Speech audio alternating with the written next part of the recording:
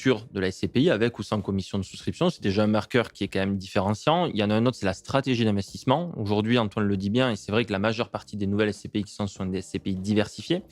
Il faut quand même avoir en tête qu'aujourd'hui, 6 sociétés de gestion drainent entre 70 et 80% de la collecte sur le marché. Ça signifie que donc depuis 2023, il y a peu de sociétés de gestion qui ont pu bénéficier de ce market timing. Mais c'est un vrai élément de différenciation. C'est de dire, nous, on a pu constituer environ 90% du parc immobilier de la SCPI Rocosen entre 2023 et aujourd'hui.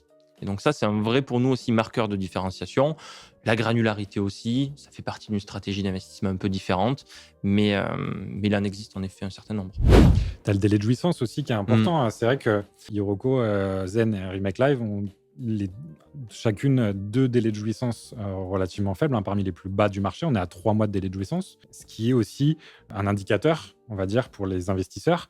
Il y a beaucoup d'SCPI qui se sont lancés récemment qui mettent 6 mois de délai de jouissance. Ça veut dire qu'un client qui investit, pendant les 6 premiers mois, il ne touchera aucun loyer. Oui, parce qu'on rappelle que le délai de jouissance, c'est le temps qu'il faut attendre entre l'investissement qu'on fait dans la SCPI et le moment où on va toucher son premier loyer. Exactement.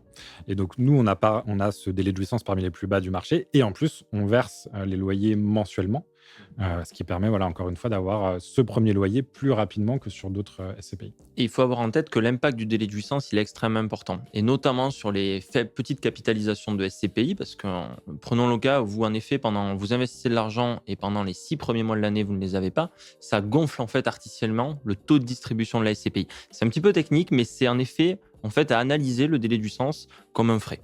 Il faut vraiment l'analyser, prendre le temps, parce que ça a un vrai impact par la suite sur la performance du véhicule.